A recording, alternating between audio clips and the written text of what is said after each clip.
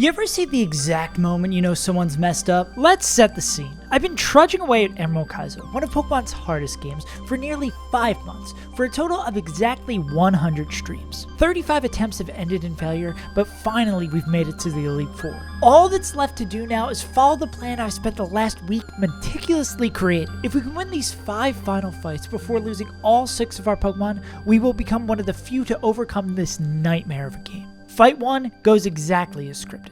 In the second fight, we're able to bring our opponent down to their final 2 Pokemon. Then, it happens. No crit, we're fine.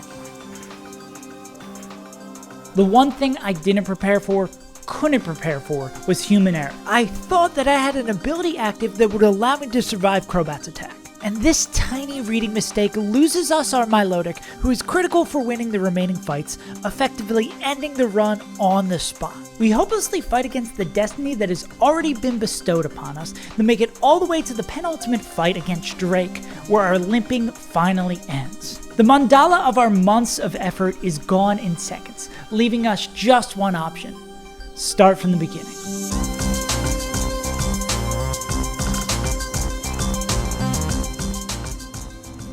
Act 1. What we can't change.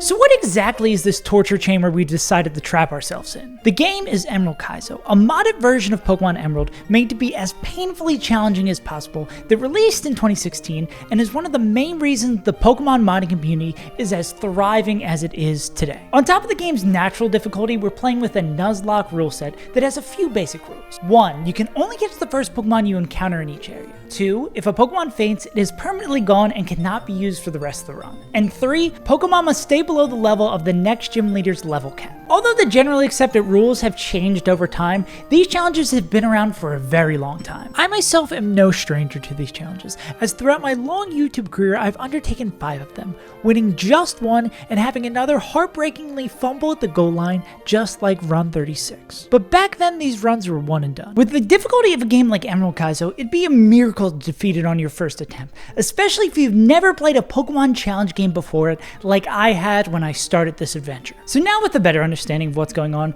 let's catch back up with save on Run 48, 12 runs after the one that we just couldn't close out. Emerald Kaizo gives the player only 70 opportunities to catch Pokemon throughout the game, making each Mon, whether they have good stats or not, critically important. The quality of encounters especially matter here at the very start of the game, as the cost of opting to start over if you hit one of the less desirable Pokemon is only a few minutes. And we are very familiar with that reset button, with nearly 40% of runs being like your favorite underground musicians, barely making it out of their hometown before giving up. Like Run 47, which ended moments ago, to one of these early fights having Metronome choose Explosion, which KO'd our starter. So the expectations for Run 48 are below the basement. We often begin with Torchic, one of the game's 2 viable starters, and a Pokemon that is critical for winning the very last fight in the game, if we actually get to see it this time. Lugdisk in our hometown is an okay second encounter, but up north we hit one of the best Pokemon in the entire game, Sunker. Outside of this game, Sunflora is one of Pokemon's most forgettable Pokemon because of its boring design and middling stats. But here it is one of the few Pokemon that gets access to moves that boost their stats. And with that move,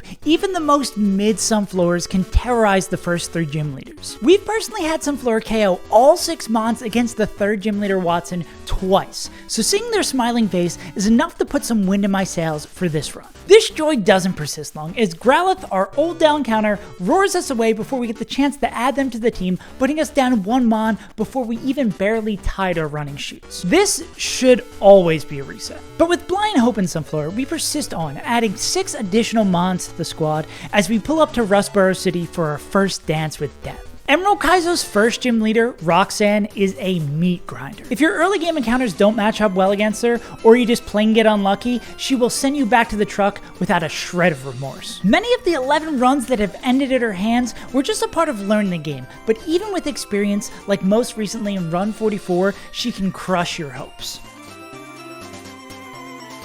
And sometimes she even lets the other trainers in her gym do it for her. Although Surskit is the least valuable mon in our box, having a death before even facing the first gym leader should be a reset. There really isn't a direct correlation here, but past runs that have had at least one death going into the fight are 56% more likely to never leave the gym. But instead of taking this loss as a very obvious sign to quit, we take this as an opportunity to play way more risky. And with that mindset, we throw together a plan in just 5 minutes for the first major roadblock of the game and run it. We've got to test our taste for gambling right away as Goku gets attracted by the nose pass, meaning it's a coin flip on if we get to move or potentially have the run truly ended by an explosion, but we hit through, taking down the first of 6. Normally we'd bring in another Pokemon in fear of getting critical hit, but we just dodge it, keep swinging, and pick up a second KO, bringing in Relicanth.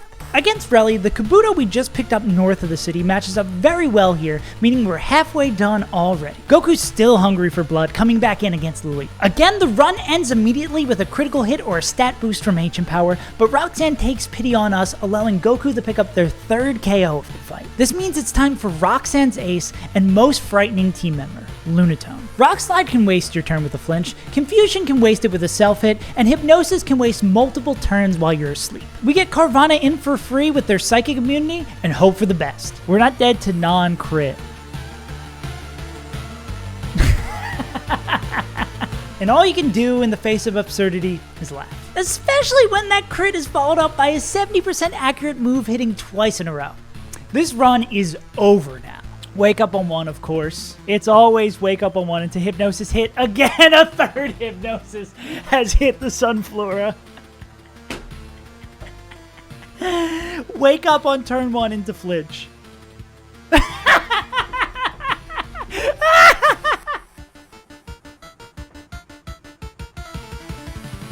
But somehow we survive through the Lunatone shenanigans and easily clean up Shuckle in the back to keep this mess of a run alive.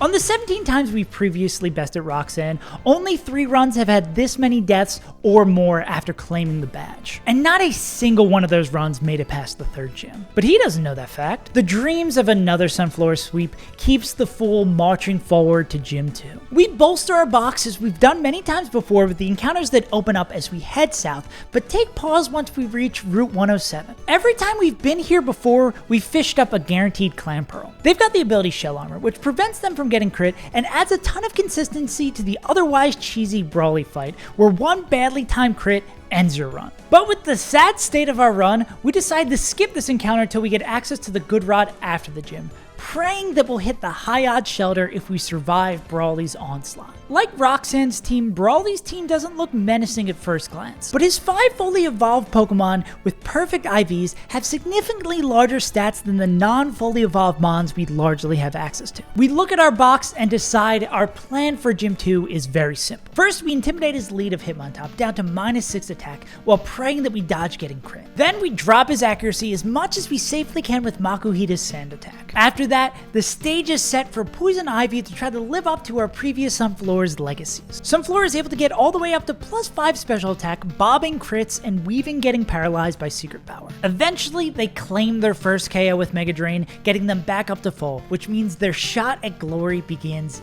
now. We want to see Hypnosis here, or we've wasted our berry slot. We're not dead to crit Brick Break, which is awesome. Beautiful! Sunflora is all too familiar with Hypnosis and shrugs off the sleep with a Chesto Berry to claim their second KO. At +5 and level 21, we're only a 1 in 4 to kill here. We just don't want to get flinched though. We're not dead to crit, but flinch would, okay. Can I get the 1 in 4? Can I? CNL! I can crit too, dumbass! I probably make a drain. Ooh, is the fun over yet? What's the possibility? 6% to 1-hit KO. Okay, that's fine. Try to keep it going here. We click Synthesis. We're probably just going to get flinched. Ooh, okay. I'll go Mega Drain here. Okay. And with 4 back-to-back KOs, Sunflora has secured us a deathless double crit? You mean it? For me? What a good game. Well, 1 death on Brawly without Clan Pro isn't that bad at all. 2 gyms down. Something I should mention is as you go on, the amount you have to do in between gym leaders generally increases. But because the level limit is tied to the gym leader instead of the mile markers in between, the early parts of these sections are generally pretty easy. The jump from the level 20 Brawly cap to the level 29 Wattson cap makes storming the beaches of Slateport, winning a 6v12 in the museum, and knocking down the legendary Rival 2 a breeze for us. And in no time, we've made it to Mallville for our 3rd gym challenge. But before we sick our rabbit sunflower on another gym leader, it's time for Fishing Sim. What's Fishing Sim, you ask? Well, we don't get access to the good rod until we make it to Mallville, so we delay catching all the Pokemon we can up until that point because there is one very strong Pokemon we're looking for. Chinchou. The only issue is that Chinchou gets 2 abilities, the insanely busted Volt Absorb and the absolutely useless Illuminate. Volt Absorb is so strong and damn near necessary for beating Wattson that you're expected to purposely KO any Chinchou you run into that has Illuminate, trading an encounter to get another shot at hitting the right ability. Thankfully, you get access to an Electro type in Mallville that you can use to check for Volt Absorb. Oh, he's gonna kill himself. Please God, no. This limits our shot at hitting Volt Absorb even further, as now we've got to catch Voltorb and Slateport to check for Volt Absorb now, instead of getting to use it for a chance at Chinchou. But as if repayment for all the terrible luck we've had with encounters, we get Chinchou with Volt Absorb on our very first attempt to catch them. This lets us use the remaining encounters to collect a few more mons. The largest of note is this Demon Tentacruel with near perfect stats in nature. We also now get the cash in on that Shelter Delay, which isn't guaranteed, but a very favorable 60%. Hey, look at that. We never have average Pokemon. Yes, sir! Growing theme of this run really seems to be Luck Whiplash, which again is about to be tested in one of the hardest fights in Wattson's gym, a double battle full of mons with confusion moves. Double battles are especially chaotic in this game, as it's exceptionally difficult to know exactly what the AI is going to click on every single turn. I learned this the hard way the first time I made it past Brawly, where we got absolutely steamrolled by Anna and Meg, who sit west of Mallville guarding additional encounters. You know, Magnitude can go between 1 and 10. It doesn't always have to be 8 through 10. It doesn't have to be the high numbers. This fight against Bug Maniac Angelo also has claimed a run in the past because of those aforementioned confusion moves. You don't even have access to the berries that get rid of the confusion status at this point, so you either have to switch out or hope that you just hit through it. But enough coin flips don't go our way, causing us to add Zangief the Machoke to our death box before closing out the battle to bring us to Wattson. When we first started the bring runs to Wattson, the fight felt impossible in a way that Roxanne or Brawly never did. But once we figured out a plan that worked on run 29, we've won 6 straight against him, including 4 deathless victories. So especially with the Sunflower sweep on the table, hopes are very high going into our 3rd gym bout. We're able to set up 5 growths again without getting status, but finally lose our berry once we take our first KO of Jolteon. We get T-Waved by the Lantern who comes in, but we hit through Para, 2 down. All we need to do is dodge another crit and we can keep this sweep going. Dead to crit Fire Punch, full power we swap.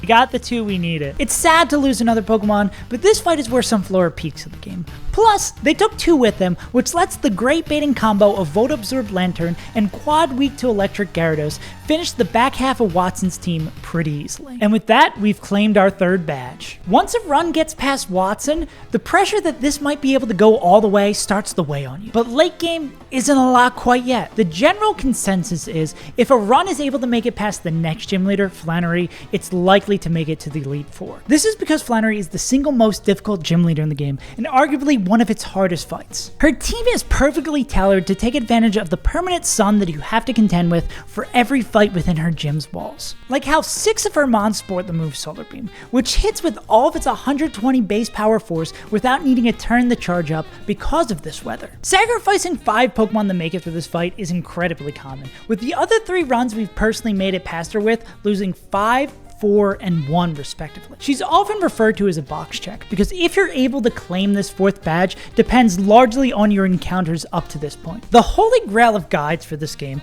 How to Beat Emerald Kaizo in 200 Pages or Less by OBS, highlights 25 specific mons that are often able to make significant contributions in this battle. There's more than this that can work for the fight, but with around 4 of the 6 from this list in your box, your chances of your run continuing through is pretty high. And wouldn't you look at that, we've got exactly a whole party's worth of Flannery Brings currently in our box, with another unfortunately in our death box. If we're able to keep them alive through the expansive journey we've got ahead, this run could be the run. Additionally, we'll get a shot at 6 new encounters on our path up north, nearly all of which have great Flannery mons on their encounter table. Like our first encounter, the one and only Ponytail, letting us even get to be a little picky with 7 great options for the gym now, which we can make into an even better 8 on Fiery Path. Nearly every option here is a winner, besides coughing. Well, at least catching them here gets them out of the way of booming. Yeah, that's fair enough. The March of Duds that at least have the kindness of getting captured follow in Coughing's path, as Rhyhorn and Sudowoodo are less than ideally added to the team as we set foot in Fall Arbor, making it a third of the way to Flannery. West of Fall Arbor gives us the first of many examples of the evil team sections in Emerald Kaizo that are among its most frustrating. 3 factors are the common culprits for loss of hair and sanity during these sections. First is their length. You've got to face 20 trainers before even making it to the Magma Gauntlet, which itself adds another 14 fights to your total for the split. 2 is that many of these Pokemon have Explosion, and this is Gen 3 Explosion, which halves your defense, basically making it a 500 base power move. The last culprit are what are lovingly referred to as hacks items. Quick Claw gives a Pokemon a 20% chance to move first in a turn, even if they're slower. Focus Band gives a Pokemon a 10% chance to survive attack that would KO it at 1 HP. And worst of all, Bright Powder, which lowers the accuracy of your moves, potentially wasting precious turns. These add an additional element of randomness into a game where the goal is to eliminate as much risk as possible, which can cause fights to very easily spiral out of control. And yes, as the more evil of you might have already been formulating, there are many mons that combine the two. Quick Claw or Bright Powder plus Explosion is something that we will be seeing throughout the entire game. There is some mercy in the creator's heart, as most of the fights in Magma Gauntlet's first half only feature teams of 4, which allows you to bring backup plans for getting cosmically unlucky. However, this changes once we head to Mount Chimney for the final 4 fights. Fight 1 features all the greatest hits: Focus Band, Bright Powder, and boom! Banette plays nice with no Focus Band proc. We bait Golem into its own death with our newly acquired Wish Cache, and while it takes both Hariyama and Lantern to take them down, Bright Powder Amphi does eventually fall. Fight 2 brings the fireworks with 3 Explosion mons, most notably their Quick Claw Camel, who's a 1% chance to move first and boom at full health. Having seen far too many of these instances at this point, I'm legally required to state that it won't happen before the turn starts. I don't have to be worried because it's never going to be Quick Claw. Absolutely. And it seems to be working. Everything doesn't stick exactly to the script, but we do get to finish off the fight in style against the closer Focus Band Shiftry. Eagle-eyed viewers might have noticed before when talking about Focus Band, we said chance to survive an attack. Focus Band can't proc that way. Understanding and manipulating minute quirks of the game, like the worst rules lawyer at your D&D table, are the exact kind of edges you need to take advantage of a game that almost never serves you free lunch. And we'll need every percentage we can squeeze out for the final 2 6 Pokemon marathons we have ahead. Although not the final fight, Tabitha is considered the harder of the 2 by some. While the team is full of terrors, the one that has personally haunted my nightmares is Quick Claw Aggron. No Quick Claw proc, we're fine. And if it does, no crit, we're fine.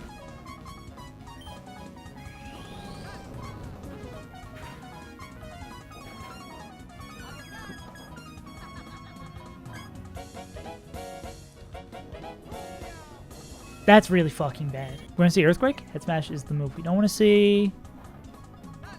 Jesus fucking Christ. Okay. You believe they don't have Quick Claw. They don't have Quick Claw.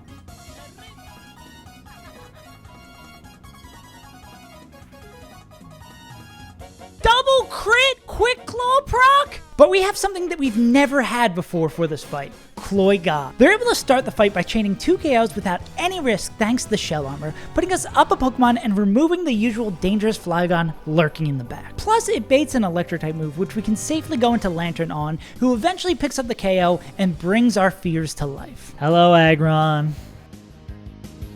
No crit here, and I'm pretty sure we're good. Did do a lot. Superpower does the most damage. Crit superpower would almost always kills. So it'd need to be crit and quick claw. Okay. Thank God! They fall as well as an Arcanine behind it, just leaving a 1v1 of Tenta versus Weezing. Their first swings against us hit hard and knock our HP way lower than we expected. We look around our team and realize Muscle Man is the only one who can do it. If they get crit, they're always dead, losing us a Pokemon that'll be instrumental in beating Flannery. I hate this. Guaranteed 3-hit KO though, so if this is not a crit, we're chilling.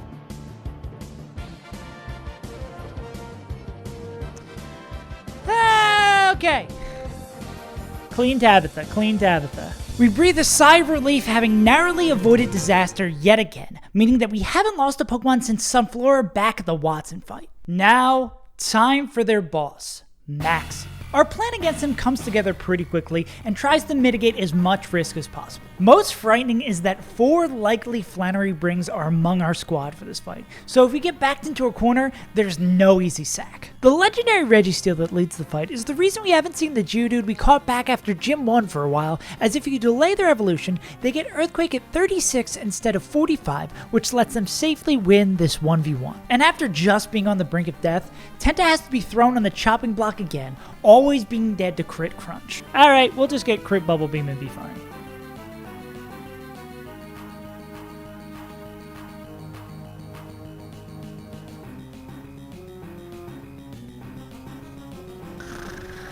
Oh, that was scary. Out of that one. With all the damage we've taken, the swap to Gyarados becomes a coin flip. We either get Earthquake and take 0 damage, or Psychic, which makes an already razor-thin 1v1 even closer. But we'd prefer Earthquake because we just save 1,000,000 health. Beautiful. We would love for this to be a flinch. That's a good roll. Not a flinch, though. Okay. Are we dead to non-crit explosion? We are not dead to non-crit explosion. Yeah, because if we get flinch, crit, or it doesn't explode, we're safe.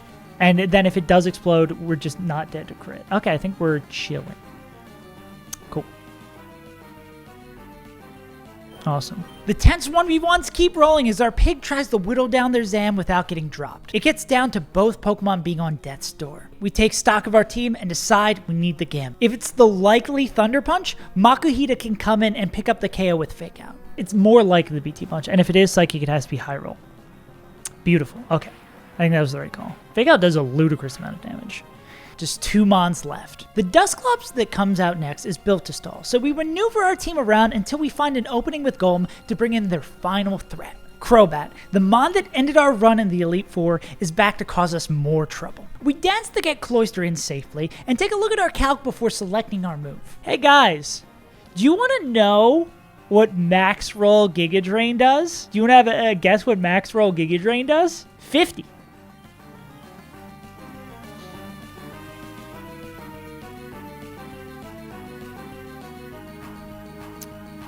And we can't get crit because we're Shell Armor.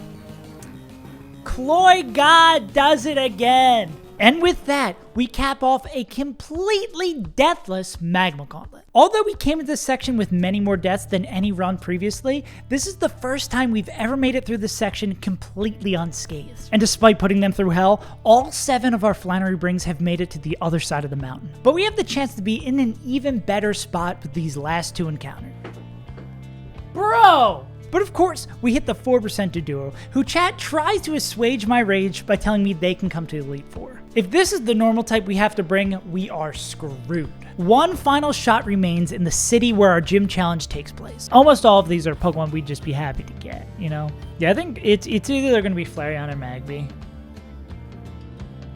No fucking way, dude! Not only do we hit one of the worst encounters here, who's a 10% to show up, Flareon, but this is the 3rd run in a row we've gotten them, a 1 in 1,000 shot. And with that, we head into Flannery Gym as the split nears its end, with the last 7 fights before the showdown we've been thinking about for weeks. We've mentioned before how all this gym's fights take place in permanent sun, and many of Flannery's Pokemon have Solar Beam, which sounds painful on face value, right? Don't worry, it gets even worse because of a fun quirk called Solar Beam AI. Generally, when the AI selects what move they're going to use, they pick the one that does the most damage. Makes sense, right? However, if a Pokemon has Solar Beam, the Pokemon in front of them doesn't resist the move, and they're not dead to another move, there's always a chance they can click it, even if it does middling damage. This sounds like it would be a plus for us, and sometimes it is, but just like with hacks items, this introduces a level of uncertainty that makes what would normally be safe swaps between two Pokemon into potential brushes with death. It should not click Solar Beam.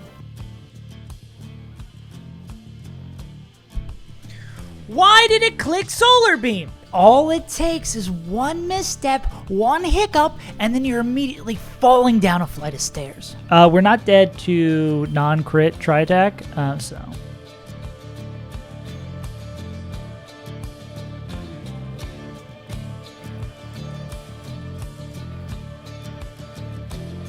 Please don't fucking, please. There's only a 20% chance for Tri-Attack to have a secondary effect, and Burn is the only one of those three that can KO us there. Surely we don't get parried or crit.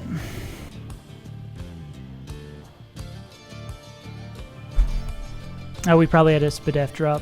After staying spotless for weeks, we nearly double our deaths in the span of one fight, most notably losing Grumpig, who we had on our Flannery team, which we prepped off stream before we started today. Now missing good Flannery encounters on the way here stops being a funny anecdote and starts feeling like sunburn on our skin. My mood sours, but chat tries their best to shake off the gloom as we finish the last fights of the gym, losing only one more Mon, Azumarill, who is past their prime anyways. We've made it all the way here, we might as well try. We cook up a new line that has us losing everyone except our starter in the fight, and we run it. There's nothing more we can do now besides do our goddamn best. We've planned, we've prepped, we've scoured. Let's just win some coin flips. The unstoppable Tenna, who we're planning to sacrifice in this fight, steps up again, this time with the newly added Mirror Coat to pick up the first KO of the fight. Everything else from here on out is a fucking nightmare. Gary gets in safely on an Earthquake, takes a Heat Wave, and rips a Double Edge, damaging themselves while putting a huge chunk into Charles Zard. We take stock of our options, but acknowledge our only way out of here alive is without Gary. Muscle Man has been an all-star lately, so we send them back in. They've dodged many crits before, but this one could decide the fate of the run, not just their own life. If there's no crit, we get the Mirror Coat, and we don't get like full parried. I think we could also kill this with Muscle Man. I think we go for this. Okay. Just need to not get crit. Interesting. Very interesting. They deadlift our hopes yet again for their second KO of the fight as Arcanine comes in, always clicking Extreme Speed, who we elect Rapidash to take.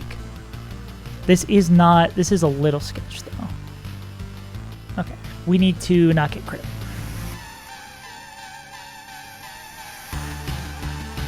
Okay. Crit would be so insane. After dodging yet another run-ending crit, we take in our current spot and see what our outs are from here. We call on Goku, who has been with us since the beginning, and Amon, who we plan on bringing all the way to the Elite Four to dodge 2 crits, which they absolutely do, finally letting them swing on a favorable range to put down this dog. This is absolutely a range. It's disappointing, but we've planned for this. We swap into Electrode, one of the few mons faster than Arcanine, to pick up the KO. They've only got 2 Pokemon left, and this is doable. Especially with a little trick we learned from Team Magma. It's time to shine. See you in hell, nerd. We expected a lot of damage, but not that much. We quickly scramble to rewind the VOD to get a screenshot of the HP bar and bring that into Photoshop to see how much HP it has left. Quick Attack does 14. That is absolutely 14. It's a 1 in 10 to get a Flareon in the Lava Ridge encounter. We've gotten it 3 times in a row. There's gotta be a reason we keep getting it. There's gotta be. It looks like that's a clear reason to me, baby. Pyro, you got one more job. You're a little bit slower, but you can win this 1v1.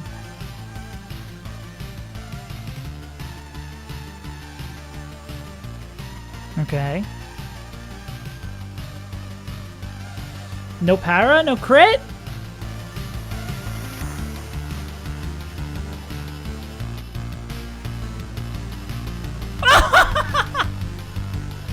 Let's go! Let's fucking go, dude! The red-headed stepchild Flareon, whose capture we bemoan, becomes an unexpected hero, turning a fight where we expected to lose 5 Pokemon into one that only drops 2, making this into one of the cleanest Flannery fights we've ever had. 4 gyms down, 4 to go. Act 2. What we can change.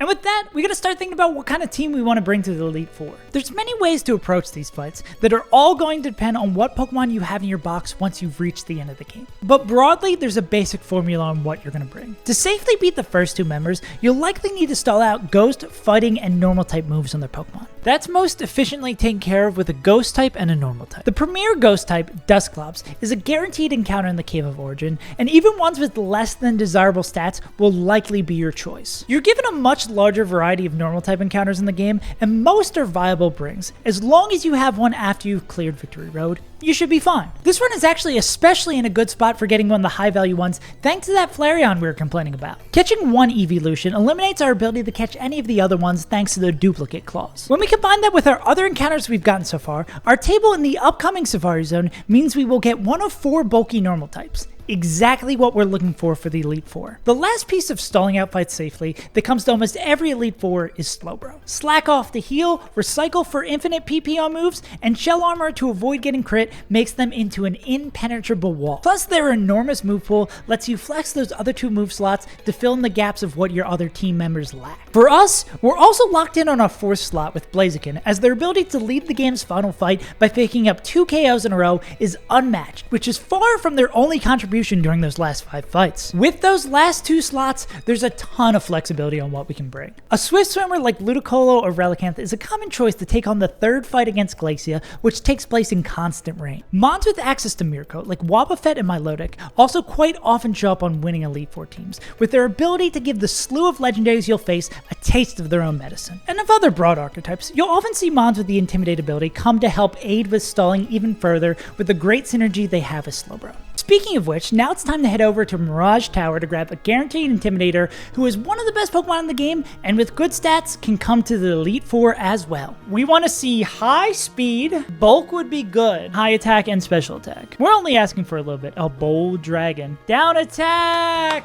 7 speed! Well, this one's probably not coming to the Elite Four though. Mence is such a busted Pokemon that even a bad one like Batman here is still going to come to most of the fights remaining in the game. But wait, there's 2 more. I'd like to see a Trapinch. Hey, look! A great bounce back. Next, we get to revive a fossil because we chose to not take the encounter all the way back in Roxanne City because of how hopelessly thought the run was at that point. Perfect special defense, good HP, it's solid. With our box now bursting into the seams, we go from the longest early game split to its shortest. Because we don't have to travel across any new ground to battle our father in Petalburg, this split contains a grand total of 4 fights, including that gym battle. This double battle lacks challenge because of his team's huge Achilles heel, Snorlax. Let's pull up that moveset and give you a second to look at it to see what's wrong. Yep, its only attacking move is Snore. So if you don't attack the Lax, it can't sleep, and then it can't do damage. So you just ignore it when it comes out and make the battle a 2v1. Our box lacks a great way to ensure that Lax will come in early, so we do end up having to sacrifice Sudowoodo for a safer line to make it through, but our Moldo can do everything they would do 100 times better, so it's an easy loss to take. And very quickly, that's 5 badges down, only 3 left to go. Getting access to Surf from our father opens a lot of the infamously waterlogged Hoenn to us. We're able to barely tiptoe in the Route 134 east to Slateport to add a Seedra to our squad. And we also get to pop in the new Malville to add an electric type to fill in the void left by Electrode. Oh wait, that's not an electric type. That's not even a capture at all. Our terrible encounter luck continues. Although Flannery's the real roadblock, it's around here where it starts hitting us that this might be the run where we get our redemption against Drake. Including this run, we've only ever had 4 runs make it east of Malville. We've talked about run 36 that made it all the way to the Elite Four, but let's talk about run 29 for a second. Unlike our current run and run 36, this one chose Trico as its starter, who is regarded as having a stronger early game than the chicken. And this shows with the Deathless Roxanne and a single death Brawly. Prior to run 29, we'd never beaten Watson before. But among those 6 more Pokemon at our disposal than our best run to fight him before was that piece that we were missing, letting us start the grueling hike north for the first time ever. Instead of the tame jungle that it was on our current run, all these fights were brand new to us and it showed. Post-Maxi, that death count had jumped to 7, and by the time we got our first ever shot at Flannery, it ballooned all the way to 12, more than we have post-Gym 5 now. We had to sack 4 Pokemon to make it to our closer, and all we needed to do was hit 2 90% accurate cross chops to close it out. He missed! You gotta crit to make— oh, you missed twice! We got the 1% odds and whiffed 2 in a row, so Harry Mama has to die, but Sharpedo has got the speed to clean it up. 17 Pokemon had to fall for us to claim 4 badges and beat Flannery for the first time. Trico does fall off in the mid-game a bit, but luckily comes back with a vengeance in the section right after Norman, so all those extra losses shouldn't hurt as bad. Oh no! You ever see the exact moment you know someone's messed up? Losing your starter doesn't mean the run is over on the spot, but the game becomes exponentially harder than it needs to be. Not to mention the psychic damage you take by losing a Pokemon by failing to have basic reading comprehension. But the run truly died when we met Pokemon Ranger Catherine on Route 119. This is one of the many pushover fights that exist between major sections in the game, so we paid it no mind while planning for it, overlooking the belly drum Politoed with Swift Swim in permanent rain. Ooh, that is kind of bad, right? That's what we need to not see. Oh my god. It's over. The run's over. This is what is always in the back of your mind when playing one of these games. Just one day where you're not thinking it 100%, and that plate that you've been spinning for days, weeks, months even, comes clattering to the ground. In games like these, victory isn't assured until you see the credits for yourself. And going past this point on the map reminds us that Run 48 might not have a happy ending, like all the 47 runs that came before it. At least for now, Run 48 continues on swimmingly, demolishing the handful of random trainers, including this one with a stupid frog on the way to the next evil team dungeon, the Weather Institute. Like the Magma Gauntlet before it, it's littered with the same BS items and explosions, but it only persists for 6 fights, which makes it much more bearable. Especially when you've got mods that match up incredibly against the water types they bring, like Cloygod and Tenta, who continue to add accomplishments to their Run 48 MVP ballots as we demolish the dungeon without a hitch. For completing the dungeon, we're rewarded with Castform, who's given significant buffs in this game. If they've got good stats, we're mainly looking for speed and special attack here. They can easily be our normal type for the Elite Four. I don't think this guy comes to the Elite Four, but alas, the normal type spot remains up in the air. That is, at least until we make it to Fortree, where we have the chance to catch one of the best Pokemon in the entire game, and the normal type we brought to our last Elite Four, Swellow. Stab, Guts, Boosted Facade does an obscene amount of damage even this late in the game, and it isn't uncommon at all to see Swellow chain 2 to 5 KOs in fights. Are we gonna hit yet another Fortree Swellow? Let's go, dude! Even a bad Swellow is a good Swellow, but I'd like a good Swellow.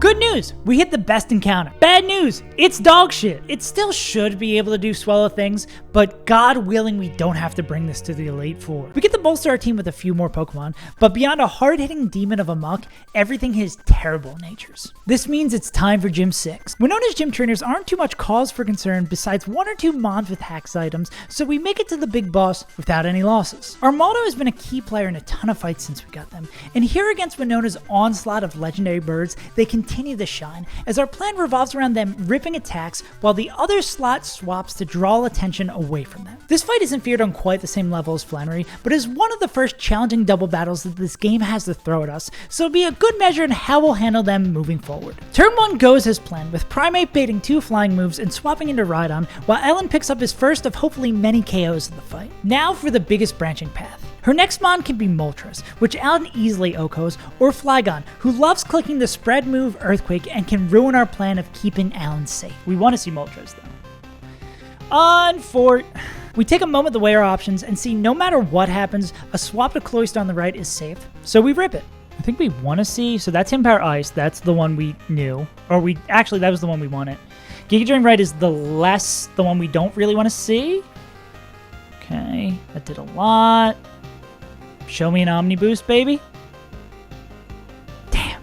Okay. And we get both moves going right to keep Alan safe. Exactly what we hoped for. Now, we're back in the driver's seat. Cloyster is able to KO Zapdos before they act with Ice Shard. Then, because we're in Gen 3, Winona's next Pokemon will come in right away, so Armaldo can rip a move into that fresh face, hoping to KO it. Like turn 1, we're praying to see Moltres. Yeah, see you in hell, buddy. And this time we get it, bringing her down to just 3 mons left with Crobat coming in on that slot. Cloyster is bidding Giga Drain for sure from Crobat, and likely from Flygon as well, so we pass the ball over to our newly added Mop. That's one we knew was going to happen, then Flygon's the wild card. We want to see Giga Drain on the right slot as well. D-Claw is why we didn't switch into Mance. Okay, that feels good. That's a good swap. Poison Point, it has a lung. Okay. I'm not going to... I will not be fooled again. Hit the range or the Omni Boost? Bad game. Although Crobat not feigning seems terrible, this is actually huge for us. We don't know which slot it will target, but we know it's clicking Sky Attack, a move that does self-recoil, which will knock itself out. And Articuno, the lone Pokemon in the back, gets one tapped by Alan's Ancient Power, which would all but seal the fight. It's not checkmate though, because even with Mence's Intimidate weakening the attacks coming their way, if Crobat and Flygon both hit Armaldo and they both high roll, Armaldo would become a fossil once again. I need my goat to hold on!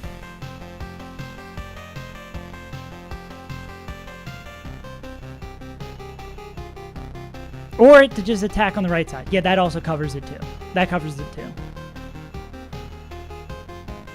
And then this should be EQ. Articuno, I will see you in hell. Earthquake is what we expected. It's -1 Earthquake, so it is a little bit less. We should note that down just to make sure it doesn't get in the way. That guaranteed kills. Correct.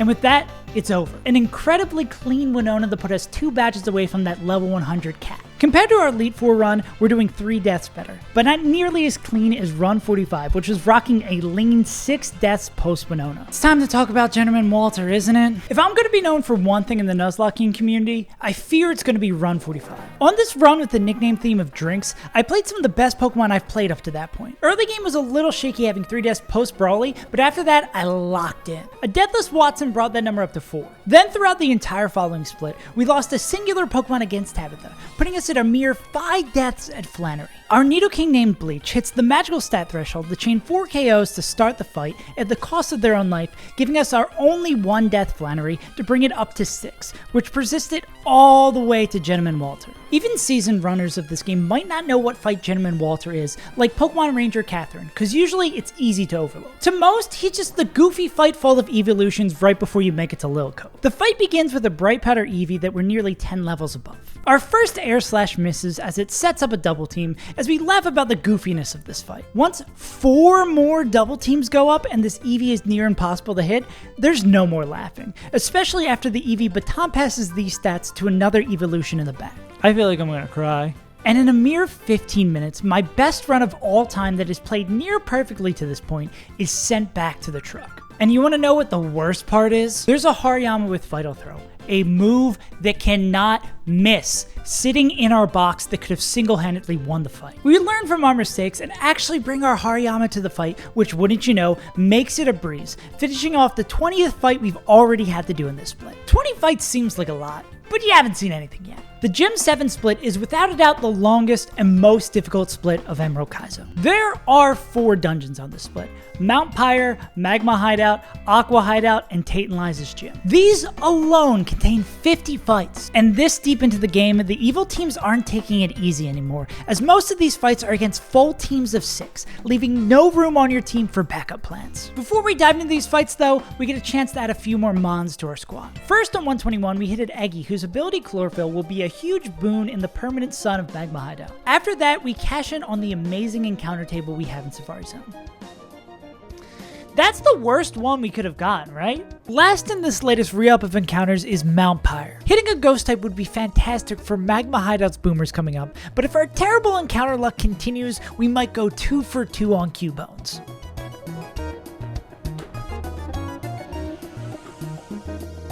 Why?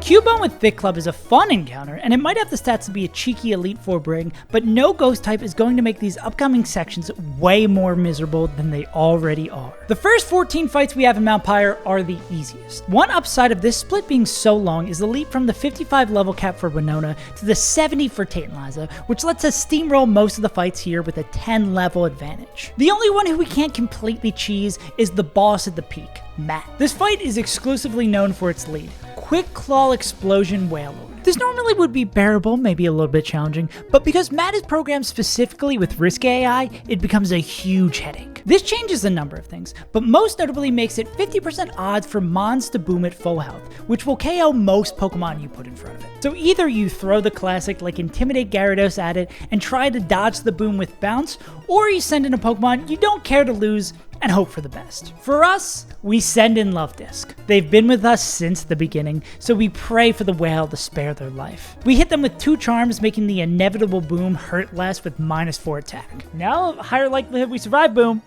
Thank you. I don't think we ever survive here.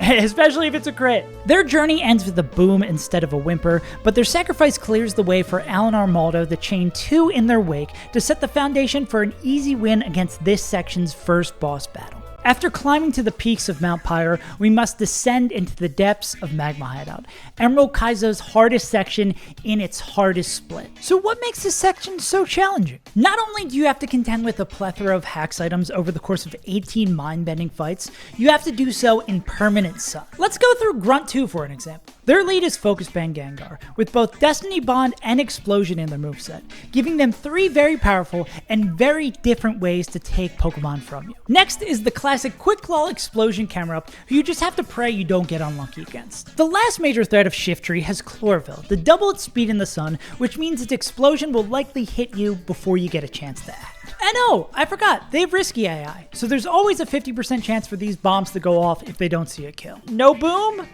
No Destiny Bond? No Focus Band? We just click it and it's like nothing ever happened. A crit for no reason? Alright, cool. Here's where things can go wrong. This thing has Quick Claw. It is -1, so boom without crit would not kill us. It would be an unfortunate series of events and a very low probability for that to kill us. Best case scenario is Air Slash, no Quick Claw, flinch.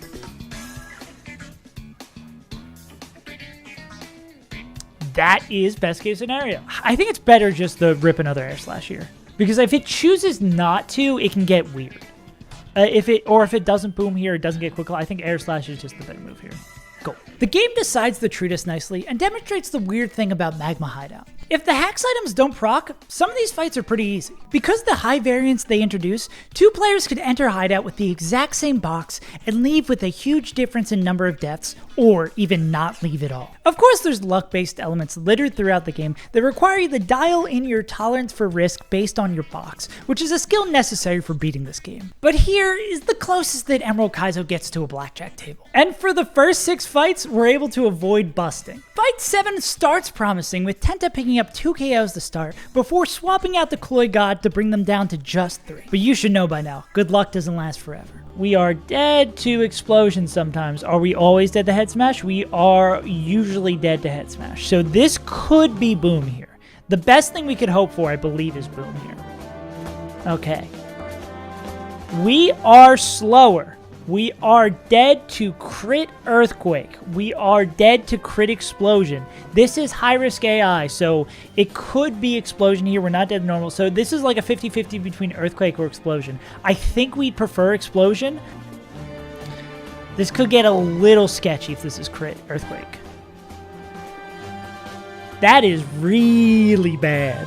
Yeah, go into Ments, and then on the 50-50 head smash, boom, we go into Golem. Again, we would like to see boom. Please, for the love of God, kill yourself. What? Who cares about what I think? We are faster. It could get Quick Claw. It doesn't get Quick Claw. It doesn't kill in 1. Again, we would really love for you to kill yourself. That's totally cool. Only dead to max roll Earthquake, and no rolls of Explosion. We click Earthquake because it would need to be Quick Claw, max roll, or Quick Claw crit to kill us. Cool. Your life serves 0 purpose. There's the... Why did you crit there? And here's a great example of the things you can do to mitigate the BS. Tenta starting the fight with 2 KOs meant we had an extra slot, which allowed us to bring both Rhyhorn and Golem, both big, bulky rock ground types. Knowing their Golem has a chance to play dirty, we send them the less valuable of the 2 mons first in case of exactly what happens. We'd really have to scramble if they KO both plans. But remember, we're playing a game of mitigation, because if we get that niche 1 in 100 or 1 in 1,000, there's not much that can be done. Taking little edges and bumping levels aggressively close to that level 70 cap, even though there's 2 more dungeons in this split, we make it all the way to the 2 final boss fights of the area. Instead of cheesy hacks items, Courtney and Maxie opt for pure, raw power. Starters, pseudo-legendaries, and actual legendaries make up the bulk of the 12 mons that are the last hurdle stopping us from exiting this magma-infused hell. Thankfully, our box matches up really well against Courtney. We start by getting a preview of the last fight in the game, with Blaziken being able to lead by chaining 2 KOs. Reginald Rock then pops in, whose moveset would normally be scary, but Blaziken always baits Earthquake, which means they can't get a cheeky Omni Boost with Ancient Power, nor blow up because they see a KO, which lets Eggy get in for free for our 3rd knockout of the fight.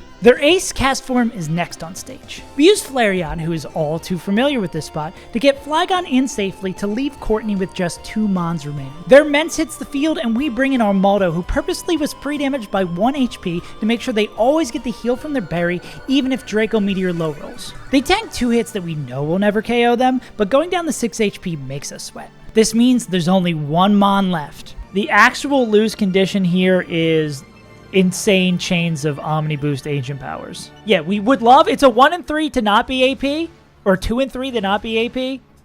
Cool. Alright, Air Slash is pretty low odds to kill here. Now it should only be Weather Ball Fire or Sleep Powder. We would prefer a Sleep Powder miss. Yes! This is 18% to kill. Okay, then I think we're good. I think we have everything covered. Yeah, because crit doesn't kill. Let's go! Clean! Now it's just Maxie left in Magma Hideout, and this fight is nearly impossible to leave without planning to lose a few. It's finally time for Maxie 2. Some say it's the hardest fight in the game. I've never lost to him, so I don't think that's true. We're able to use that Sun to our advantage with Chlorophyll Eggy being able to outspeed an Oko T-Tar on the first and only turn that doesn't have any risk during the fight. They've been to basically every important fight since we caught them, so you shouldn't be surprised to see Muscle Man picking up a fast KO with Ice Beam here. Maxie's own Eggy comes in, and we counter with Octillery, another mon who's been with us since Fishing Sim. These tentacles are seeing maybe their first, but definitely their last fight as we sack them as planned so our Maldo can come in for free to KO with X-Scissor. Now for his most dangerous Pokemon and ace, Entei. It can click Ancient Power here. Love that. It's favorable that it's not Ancient Power. Easily the biggest point of failure here. That's good. And we need it to not crit. Okay. Here's the chance for Rapidash to insanely pop off. We go first. We get 1 Drill Run for sure. This is a high crit move, and we have Soft Stand. With a crit, Rapidash needs a high roll crit to kill here. Okay, no crit.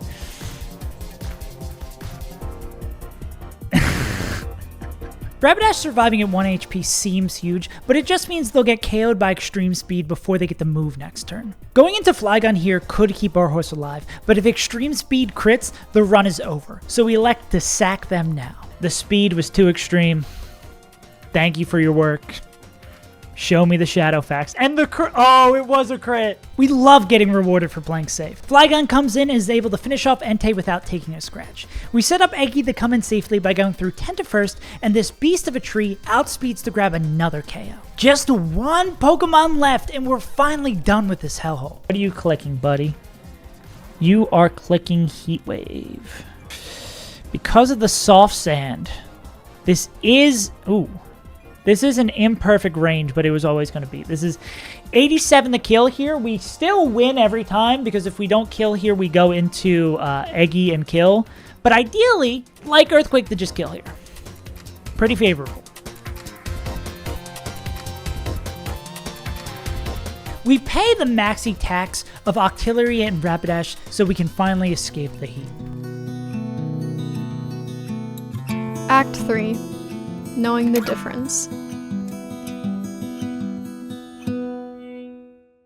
On paper, Aqua Hideout isn't that difficult in comparison to the dungeons that happened before and after it. But for me, it's cursed. When we were last here, we lost 6 Pokemon across the first 6 fights. Most notable was the Grunt 6 Massacre, where a 10% freeze on an Ice Beam led to us losing 4 Mons on just that fight and nearly the entire run. So we need to take extra care planning these 9 fights. Or at least that's what we should do, as already 4 hours into the stream where we beat Maxie, we opt to do Fight 1 of Aqua Hideout, which has 2 points of failure. First is right from the jump with Quick Claw Eggy. Overheat one-shots, we just don't want to get Quick Claw AP crit or Quick Claw boomed.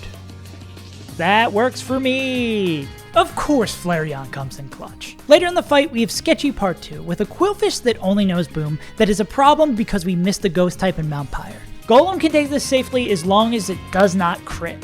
So we are in a risky situation, but of course our Golem has battle armor, so it won't get crit. One fight down, and we quickly follow it by Fight 2, which we thankfully end stream after to give our brain a rest after 5 hours of fights. Having a fresh brain the next day, we're able to breeze through the following 3 fights, meaning it is time for the salty run back against Grunt 6. Dugong solos D-Knight without taking a lick of damage, and we call on Flareon to again square up against an egg. The only way we get like giga fucked here would be if this is Sleep Powder into Quick Claw Sleep Powder.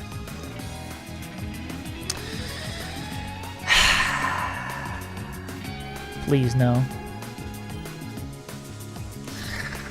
Oh, why do I speak?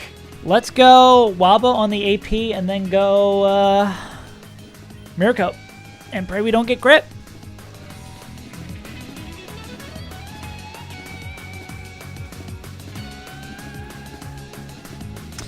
Okay, this is always Egg Bomb. If we don't get crit, we're fine.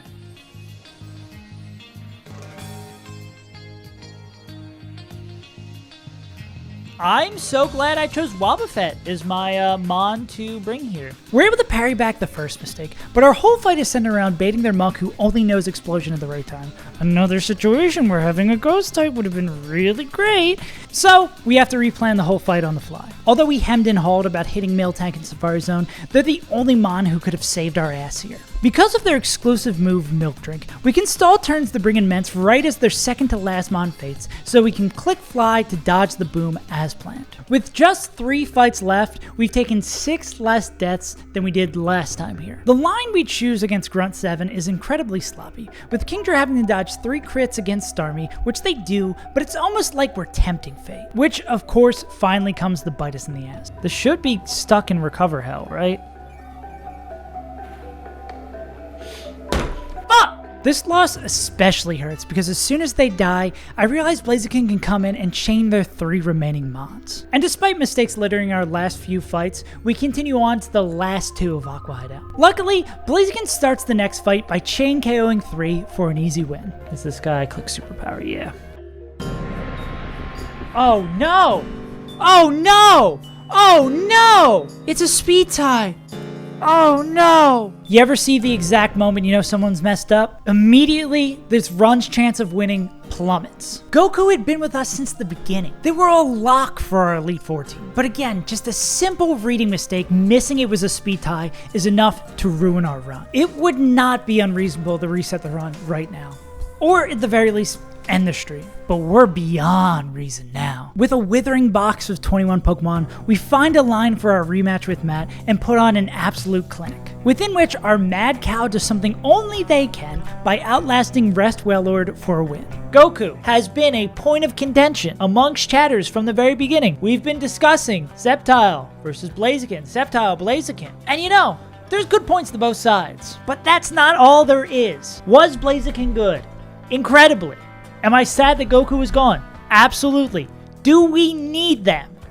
Absolutely not. Runs have been won without Blaziken, without Sceptile, without Swampert.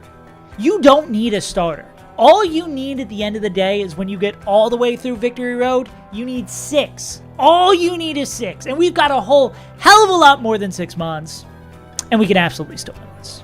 Emerald Kaizo has a funny sense of humor though, as after that impassioned speech about only needing 6 Pokemon, our faith is tested as Miltank gets doubled up and crit in the very next battle, taking them from us right as they're starting to build their resume. Now with both Blaziken and our best normal type in our box by a wide margin gone, who is going to be on our Elite Four team is way more up in the air. Some of those slots might be locked down very soon, as now that Team Aqua's blockade has dropped, most of Hoenn's map has opened up to us. Which means it's time for Fishing Sim 2. 15 encounters, including some that we've had access to, but delayed until now that we have the Super Rod, await us. And just like Sim 1, Sim 2 has a crown jewel with a specific ability that we're looking for: Slowbro. Having shell armor to avoid crits makes otherwise sketchy stalling sequences 100% safe, whereas own tempo, allowing them to avoid getting confused, is basically useless. But because of its grand scope, Fishing Sim isn't as simple as just jumping right into the highest odds Slowbro encounters. You need to meticulously order where you go fishing and with what rods to make sure you give yourself the most chances at getting Slowbro, while also ensuring you pick up all the other important mons you need from Fishing Sim. This means we begin on Route 125, where our previous encounters ensure we capture Acelia. Route 29 is where it starts to get spicy. It's very likely to be Relicanth with a small chance of Cradily, who really isn't considered that great of a Pokemon. Hitting Reli is also huge here because it makes Route 105 a for sure Quillfish, which is the last place we're able to catch it in Fishing Sim where it doesn't have the potential to boom and make us -1 encounters on the spot. We want to see Swift Swim Reli.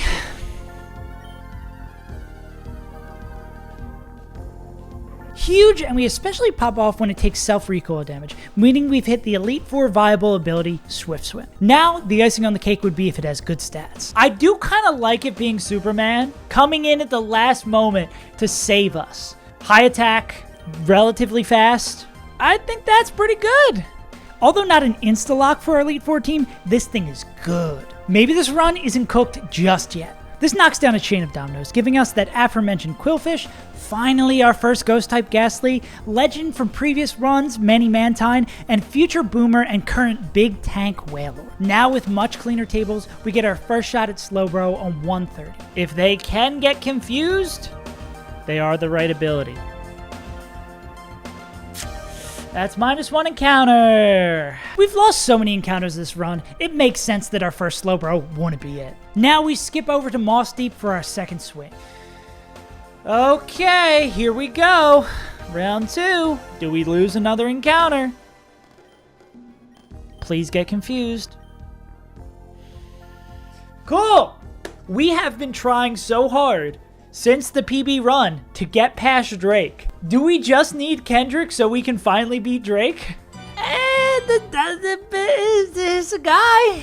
Not only do we get shell armor on a second try, Kendrick is solidly statted up, giving this run a desperately needed morale boost. This cracks Fishing Sim wide open, and lets us give our box a much needed refill. Of note here is Mischievous giving us a second Ghost type, Staryu who is critically important for a fight right after Gym 7, and Aggron from Magma Hideout, which we could have gotten earlier, but kind of forgot about. Around here, heading into Tate and Liza's gym with only 10 encounters left in the game, is where Emerald Kaizo becomes much more of a resource management game. Many of the endgame fights are brutal, but there are 3 key double battles that you need to start planning for now: Tate and Liza, Archie, and Juan. Winning these fights without planning to sacrifice Pokemon isn't impossible, but it's close enough that it feels that way.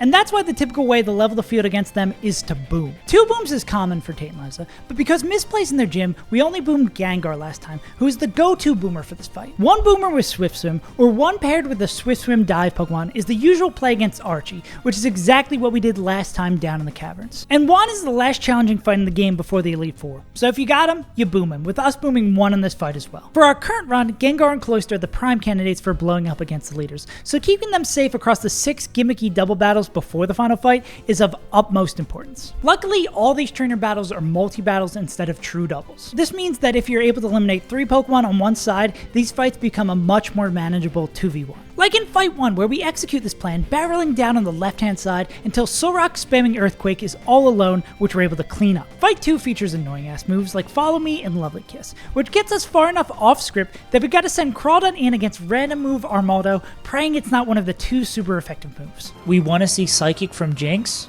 and not fucking X-Scissor?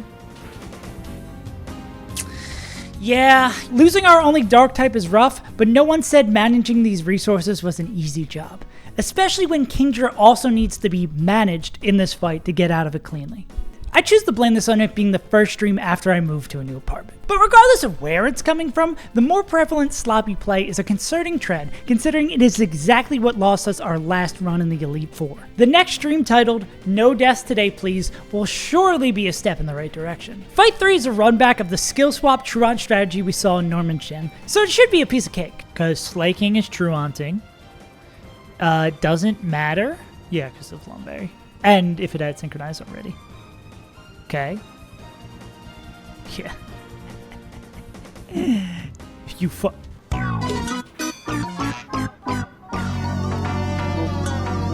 We find out something new 48 rounds into the game. If the enemy skill swaps Truant off of Mon before it would loaf on that turn, it still gets the act, and here, KOs our lead for the upcoming gym leader battle. And missing one step is all it takes to start tumbling. Okay, and that super fucks up our Tate and Liza too. Wow! Rock Slide should kill.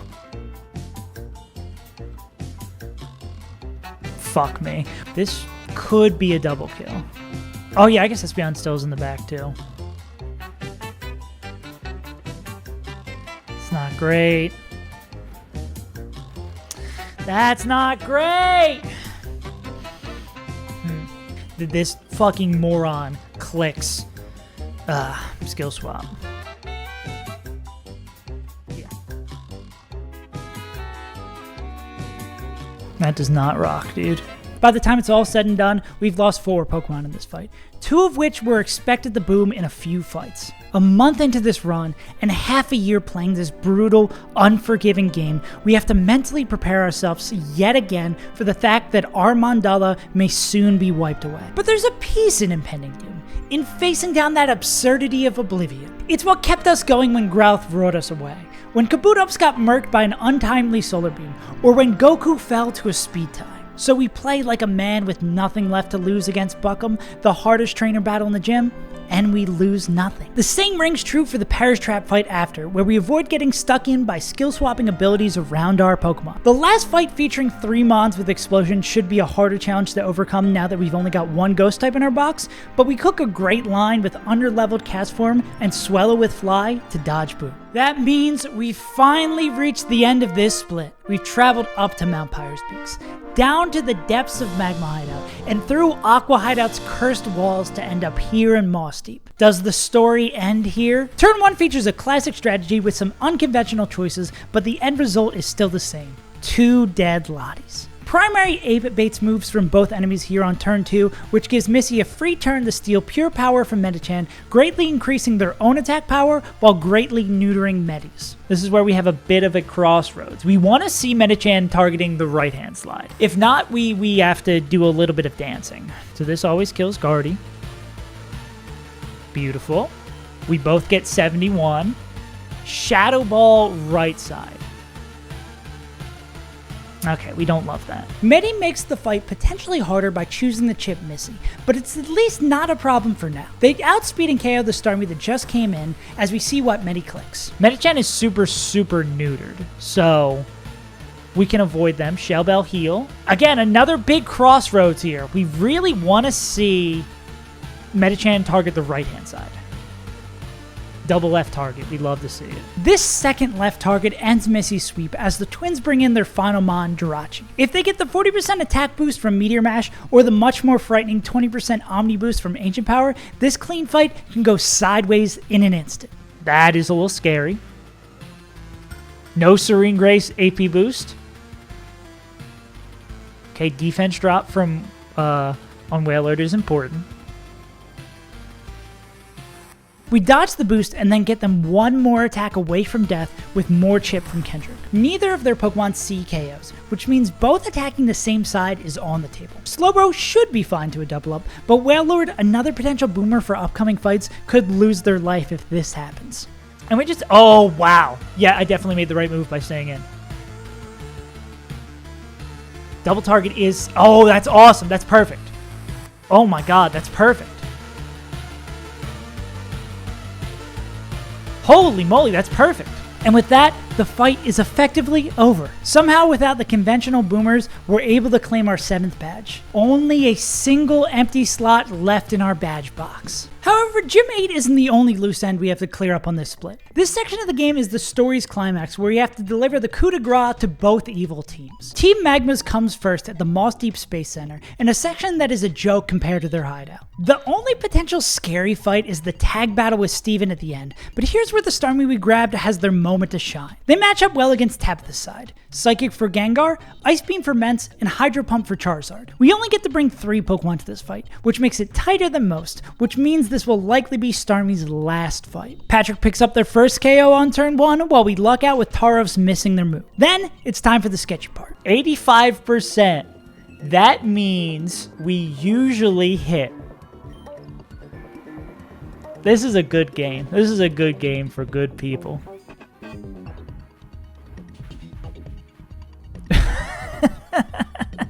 Two Starmies with the Vug.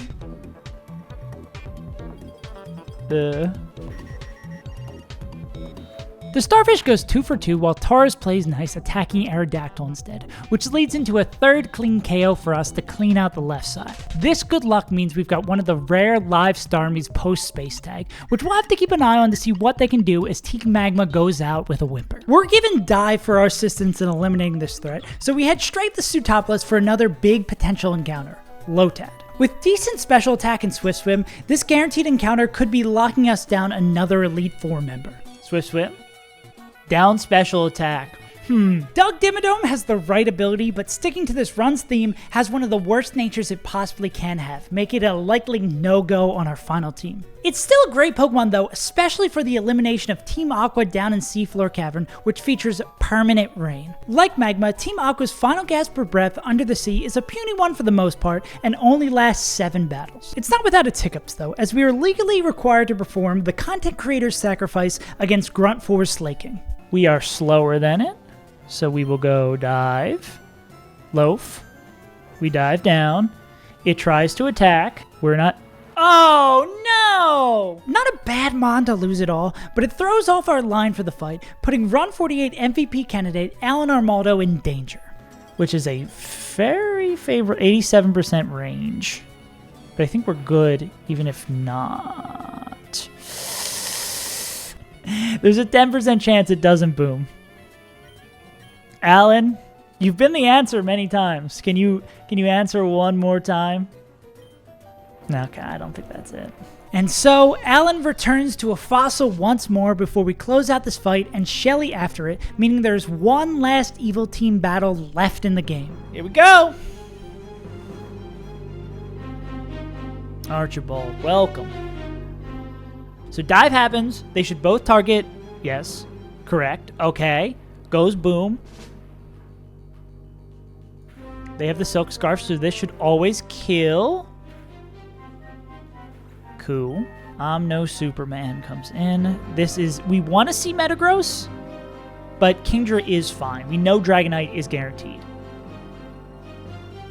Metagross coming in here is huge. They love clicking Protect instead of trying to hurt our team, so this fight is like a 2v1.5 now. And this is exactly what happens the next turn, as Swift Swim Rally KOs D-Knight before they get to click any moves, and Gorbis returns to the surface, unexpectedly critting the Kingdra that comes in its place. This is broadly the board state we expected at this point, but now we need to take a second and map up where to go next based on everyone's HP. We decide on Head Smash into Kingdra and swap into Manny and hope for the best. I hate these animations that don't oh no.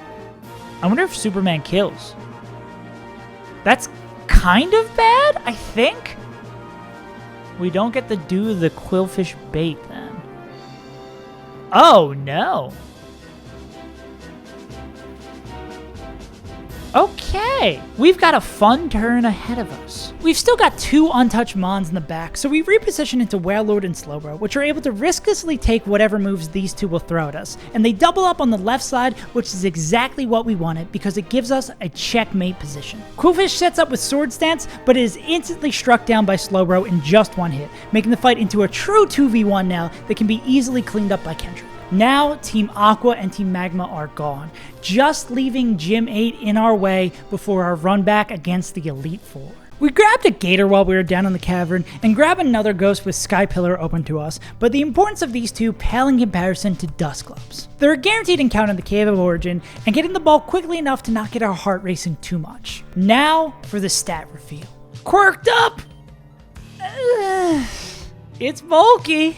They're about average from the eye test, but we need to hop into the calculator to check how they do against Drake's Latios and Steven's Mewtwo. And it's a little suspect. But hey, if we make it there, we can worry about the problem then. Off stream, we attempt to grab 2 more encounters. Cradilly, who joins the party easily, and Lapras, who almost kills Cradilly before knocking itself out to join the long list of failed captures for this run. With our box now stocked, it's time to turn our eyes to the final 11 fights to stand between us and the level 100 cap. Like Seafloor before it, Gym 8 takes place in permanent rain and has teams built around taking advantage of it. But because the cast of this game is limited to 3 gens, you'll see a lot of duplicate mons here, which often means if your box performs well against one of these trainers, you'll do well against all of them. There is one very notable exception.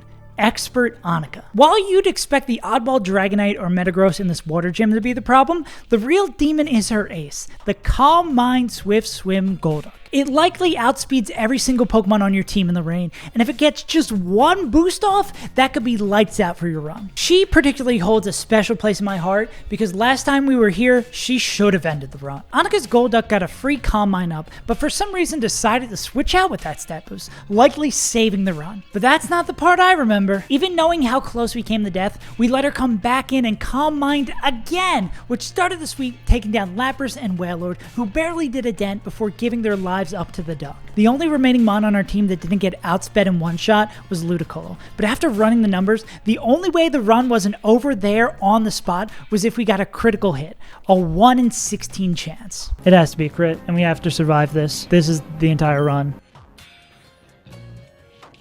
This needs to be a crit, or the run's over.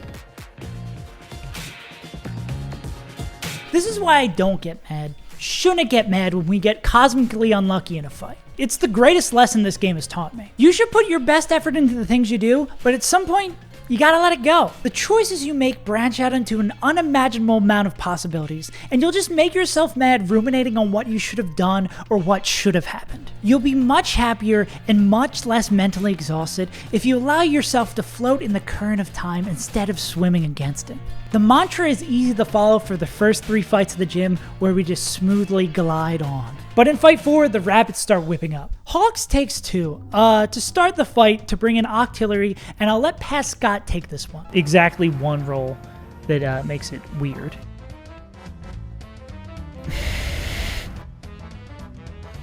That is max roll Water Spout. That is the one roll we could not get. Well, we do have one extra Pokemon here. So we're going to first go into Blastoise.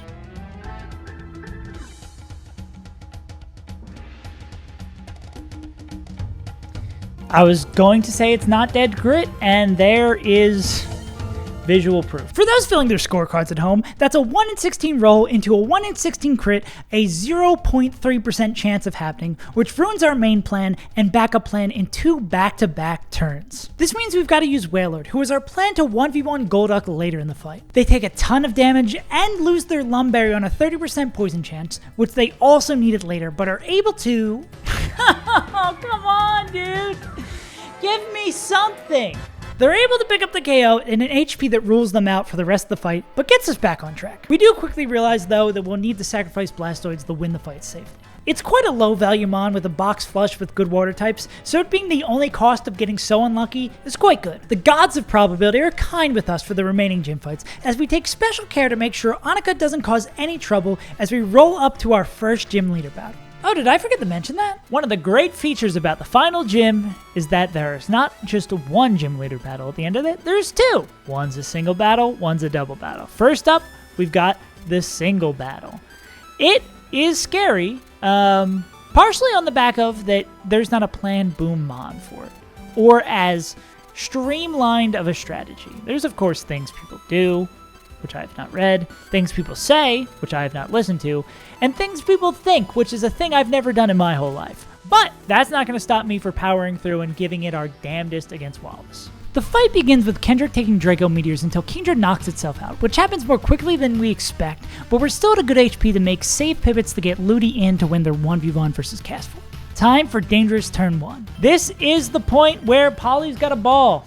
Hidden power bug, please. Thank you. No crit thunder, and we are chilling here. Crit thunder, and we start getting a little scared. Or the deep could bail us out with a crit. All right, we've got the Lum to cover para. Beautiful. Okay.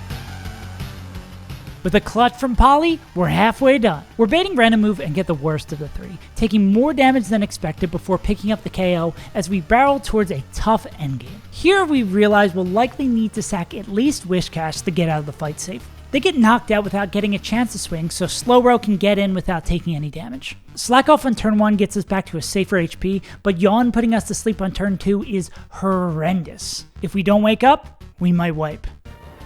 This is so bad. And we don't wake up. Okay, now we gotta risk Ludicolo. Ludicolo is not dead to any non-crits. We would want to see a Muddy Water, no Act Drop would be the best thing we could see here. Earthquake is bad. Crit kills. This is fucked. For Ludicolo to survive, it needs to hit a Magical Leaf. It needs to hit a Magical Leaf crit.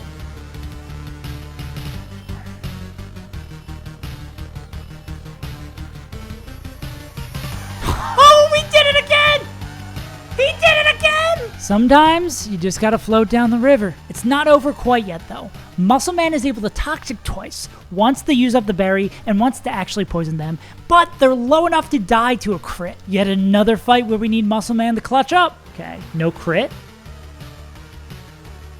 Okay. That's pretty huge. That doesn't quite finish off Milo, so we do have to sacrifice Polly for a few extra ticks of poison damage, but they're not a Juan or Elite 4 Mon, so it doesn't hurt too much to make the call. Now for Leader 2. We start the battle by booming with the Whalelord, who just barely survived Fight 4, picking up 2 easy KOs. Swift Swim Quillfish is our second bomb we set off while we swap our other slot to Banette to pick up 2 more KOs, safely bringing Juan down to his last 2 Mons. Banette is pre-damaged to be dead to water moves from both of these remaining Pokemon so that Muscle Man can swing safe. Ludi swaps into those 2 expected Hydro Pumps without issue, while Tenta brings their Ludi down to a fourth of their health. So this is going to be Sludge Bomb here to kill, and then we fake out Ludicolo to make sure it doesn't get a chance to act. What we want to see from Vaporeon is Sing on either target. Would be ideal. Beautiful, we have Lumberries on both. Quite frankly, the best thing we could have saw. Okay. Now, I think we just rip in the Vaporeon. Sing on the right side would be the best thing, of course. No way, you sung right. Oh my god, really?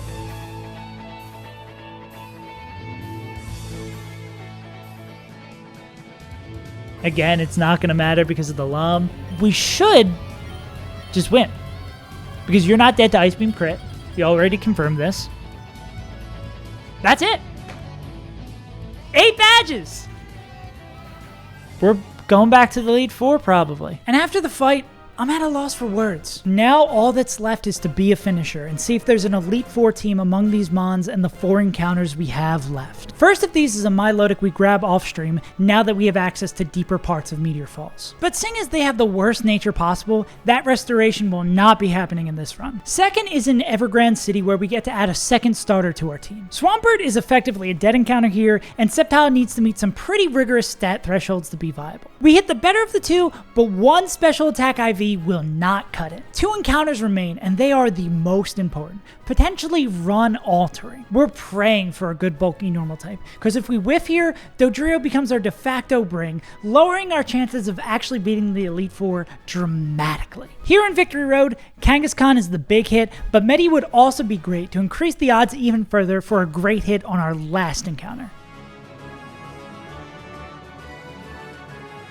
The Douglas Trio.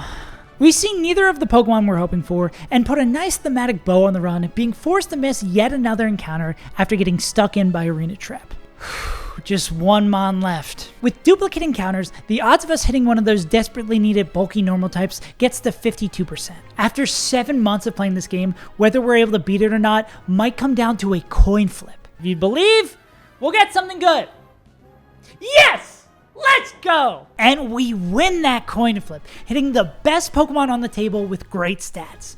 There's hope for this run just yet. There's still Victory Road 17 fights, but for the most part, they're kind of a joke. They're really just here to trip you up if you're not patient enough, while you get to reflect on everything you've had to overcome to make it to this point. And soon, just like exactly 2 months ago, we are 5 fights away from beating Emerald Kaizo. So who exactly are we bringing to these last 5 fights? Slowbro, Dusclops, and Slaking, our core for stalling out Mons in the first 3 fights, should come as no surprise. They are far and away the best Pokemon for their respective roles in our box, making them no-brainer choices. Relicanth in the 4th slot is an obvious choice as well. They're expected to do nothing in Fight 1, potentially pick up 1 KO in Fight 2, and then pop off against Glacia, taking down 4 with them before heroically sacrificing themselves. Our 5th member is one I never in a million years would have thought we would bring. Cradily. But their tremendous amount of bulk, combined with Recover to keep them healthy and Mirror Coat to reflect back massive amounts of damage, has allowed them to be a part of winning teams in the past. What would be a first time for Emerald Kaizo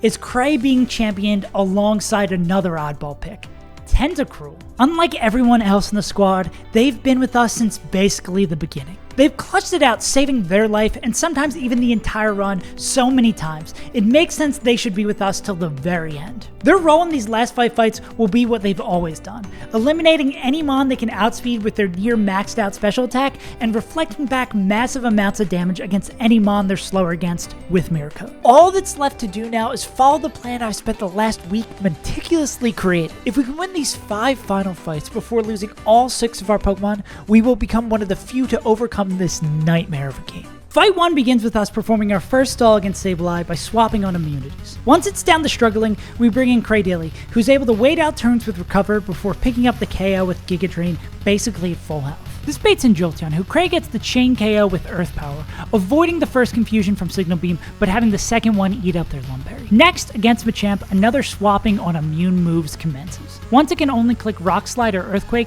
it's Slowbro's job to clean up. They're eventually able to do it at relatively high health with 3 Surfs and bring in Tauros, which, guess what? We need to stall out. Eventually, it's struggling and also has been parried by Slowbro's T-Wave, which lets Cradily pick up their 3rd KO of the fight while getting back up to full HP. Now it gets interesting. We're gonna Mirror Coat. This is always Psychic. There are 13 rolls of Psychic that Mirror Coat back and kill. If we hit any of those rolls, we're good. The only issue we can run into is if it low rolls. We want Alakazam to do max damage here.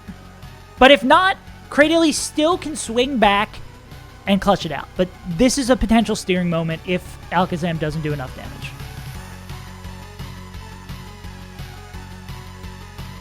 That looks good. We hit those rolls every time, baby. All right. 1 guy left. Always going to be Heat Wave. We're pre-slept to avoid the burn. Now we've got to gamble again. We are dead to Crunch Crit. However, this is a speed tie. We lost our Blaziken to a speed tie, so I hope in the karmic retribution of the world, we win this one and we don't have to worry about the crit. Surf one-shots. Come on, Muscle Man. Just be a little bit quicker. Let's go! Tenta doesn't need the hold. Our 2 oddballs show their value on the very first fight as we move on to Fight 2. We take a moment to swap out Thunder Wave on Slowbro's moveset for Toxic and head into this fight hoping it goes better than last time. Their lead Gengar swings with Thunderbolt instead of leaving us healthy with Hypnosis, which we would have preferred, but we're able to pick up the first KO with Dusclops all the same. Phoebe sends in a Clops of her own, which we will again be stalling out. Once they're struggling, we poison them with Slowbro, then bring in Slaking as they faint to bait in Sableye, who we also need to stall out. We poison them as well while they're struggling and time our swap perfectly so Slaking is in and not loafing while Poison picks up the KO. This is all done so we can bait in Ludicolo next, who Slaking outspeeds and OHKOs with Double Edge, bringing her down to 2 Mons left. The run killer returns, and it's on Relly, who hasn't hit the field yet, to take him down. Us not needing them during the first fight ends up being huge, as their pre-sleep, a strat that allows you to sleep your Pokemon before a fight in a way that confirms the wake up on turn 1, makes Crobat waste their turn clicking Hypnosis. We are not dead to crit Hidden Power Ground into Head Smash Recoil, so this is just a rip a Head Smash and you die. Die, you stupid stab idiot! Why crit? I'm so glad you have a low health pool. This probably makes it a little weird, though. And without that free turn, Crowbot would have likely claimed another run with the crit combined with the self-recoil. We're alive, but we've got to find a new line on the spot. We go Cray-Daily on the random move. Okay, T-Bolt's fine. I think what we want to do here is go Giga Drain. If we knew it was guaranteed Psychic, we could click Mirror Code here. Okay. I forgot we have a Lumberry. Interesting. We might not even need to use Dusclops. All right, it's probably T-Wave again then. Okay. Hits through. All right. This is always going to be Psychic. If they can get the Mirror Code here, Cray-Daily just balls, and we don't even need to bring in Dusclops. We just need to hit through the power, though. Let's go, dude!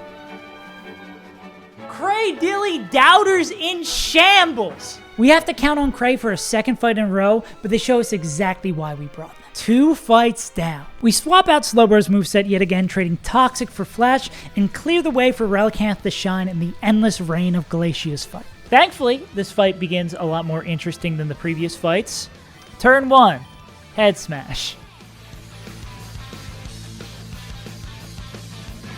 Turn 2, you guys have any guesses what we're going to click?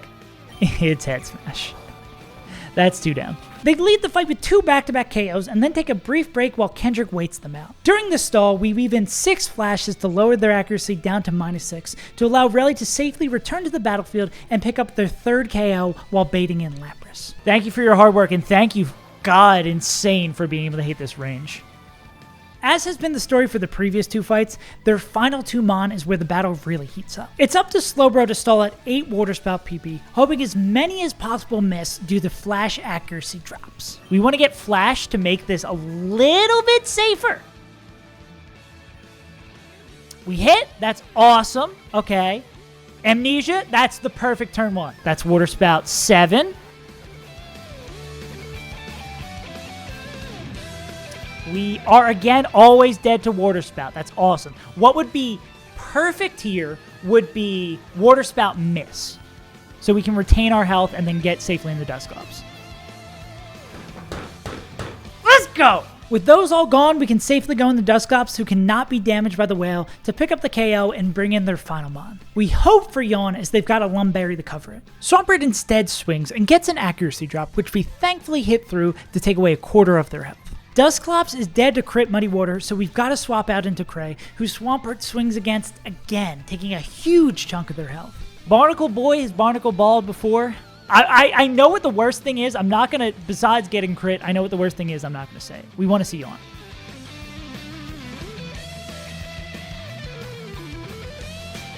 Let's go, dude! Oh my god.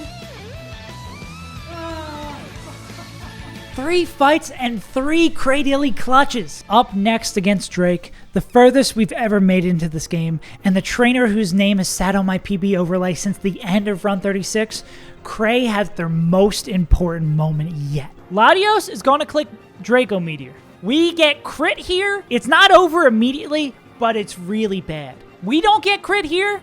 We're on our way to an Emerald Kaizo victory. This is the last important thing you do.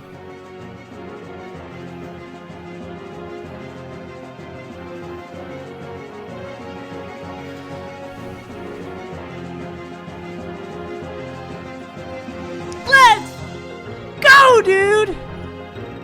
We don't need legendaries, we just need one silly little fossil. 11 Pokemon remain to beat Emerald Kaizo. Cray's baiting random move from T-Tar after taking that beating, but we get the best move on the swap into Slaking, who OHKOs with the newly added Brick Break to bring in Kingdra. Then, it's time for Muscle Man to do what they've done all run. This line looks stupid. It feels stupid. It probably is stupid. Tenta needs to dodge 2 crits here.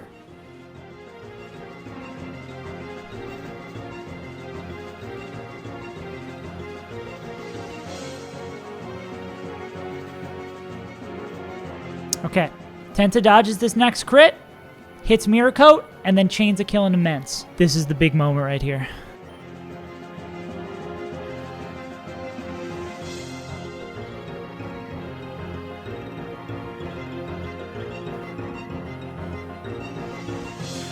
Let's go, dude! Oh my god. Oh my god. And this Tenta is so cracked. Chains a kill into Immense.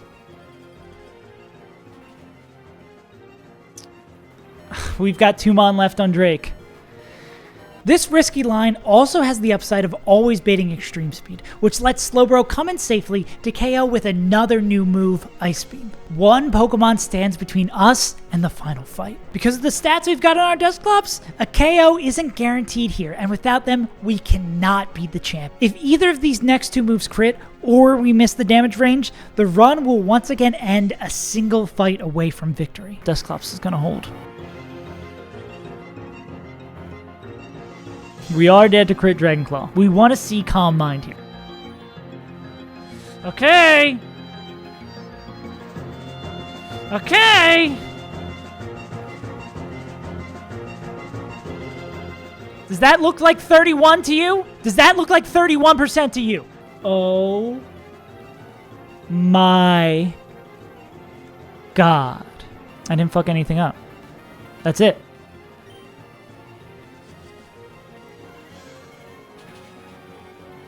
And the crit to top it off. Against all odds, we've made it here. I'm so dumbfounded by everything that's happened, so overcome with emotions, that I can't stop repeating 6 Pokemon left. Like a Buddhist koan I'm using to keep my brain attached to my physical body. But I feel all of it. The true story of who you are and what's happened here isn't the one run that makes it. It's the hundreds or thousands that don't. It's easy to pat yourself on the back when you've reached the goal you set out for. But life isn't about getting gold stars. Life is getting kicked in the shins and having the will to get back up. Being able to win doesn't make you strong or unique. Being able to lose does. And knowing that this run is just as likely to fail like the other 47 ones that preceded it, we head into the final fight against Steven. It's you, it's me. It's the end of Emerald Kaizo. Tentacruel is faster. Tenta's job is just to get some chip in with Surf. As long as they get a Surf down, we're happy. That's all they need to do. There's one roll they can survive. It's not going to be that roll. Thank you very much, Tenta. You did what you needed to do. This then brings in Slay King, who looks like we got a safe enough roll there. This does minimum 50%. We are faster. Flamethrower kills. All right. It's a 4v5. This brings in Mewtwo. Mewtwo is going to click Psychic every time. We bring in who's been the GOAT for this entire fight. Barnacle Boy, their job is to just hit once. They don't need to hit once, but their job is to just hit once here. That did a lot. Ooh, okay, I don't think they're going to get the hit once here, which makes this a little bit sketchy. If by some chance it clicks a weird move and we would survive, we're going to go Mirror Coat. But you're always dead after the drop. Thank you. This is why I said Dusclops needs to clutch the hell up here. And so does Slay King.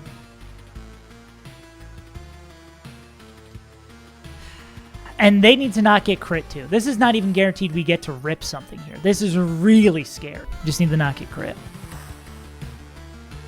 And some rolls of crit we can survive. Okay, that's good. We need a high roll here. That's a great roll. This means it's basically from here on out Dusclops' job. The rare Flamethrower. All right. Dusclops, you ready to kill 4? Buddy, I need you to kill 4. Okay, 27. Definitely good on this one.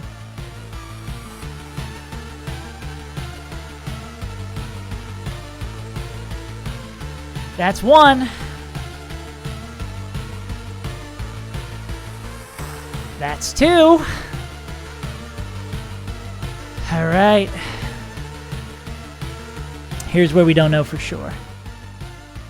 Okay. Best case scenario here. Hydro pump miss. Okay, this is fine. We should, with Shell Bell, be able to heal a significant amount. That's 3. Here's what it all comes down to. We at least get 1 Earthquake for sure. Crit doesn't kill us. 3 Earthquakes is a guaranteed win. 2 Earthquakes makes it sketchy, but we can. It's in your hands now, Homelander.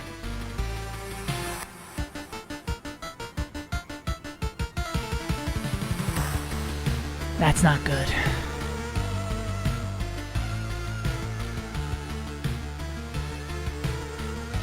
Okay, we are not dead to non-crit Meteor Mash. This could be Earthquake, Earthquake, Shadow Sneak as well.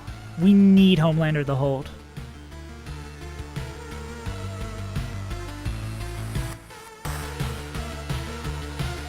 Okay.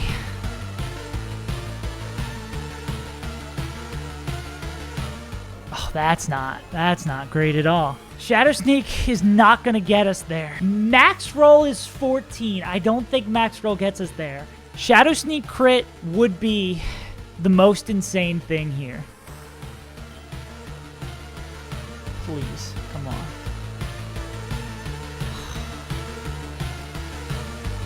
Okay.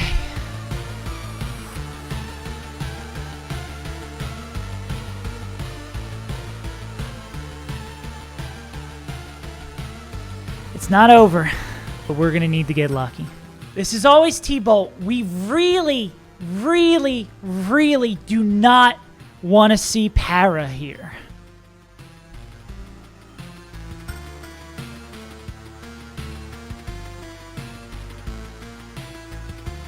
You know, Para is great. We might be good. If that procs the Wiki Berry, we might be good. That might be it.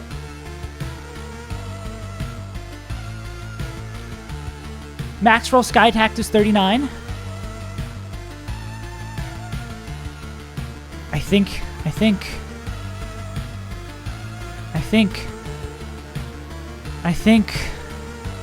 Okay.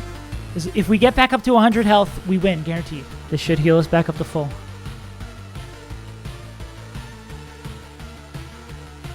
This should heal us back up to full. Max roll can do 139.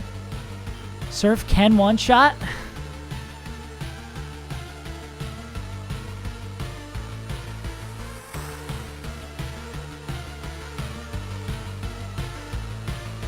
Max roll is 139. We click Surf. We win.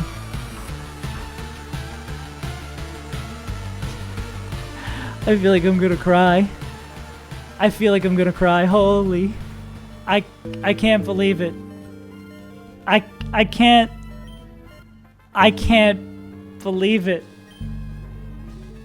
I beat Emerald Kaizo. Despite all the things that could have gone wrong, we were able to bring Run 48 over the finish line and beat our first ever Pokemon Challenge game, Emerald Kaizo. It's easy to bask in the glow of victory, but that warmth of sunlight only feels so good once you've known the icy sting of failure. That's why we play games like these. It's the only point of doing things that are this challenging. Being a writer in the book tour, it's the months spent alone in a coffee shop, tearing out your hair, digging your brain for the perfect word. Being a musician isn't selling millions of records. It's having the discipline to get together with 4 of your friends every week, no matter how bad that day of work was, and practicing until your songs are perfect. And being happy isn't just smiling more. It's getting out of bed every day that you can, powering through the bad ones, enjoying the good ones, but overall doing everything you can to just keep going. So if you take anything away from this, just never stop losing. Because once you stop failing, you stop learning anything.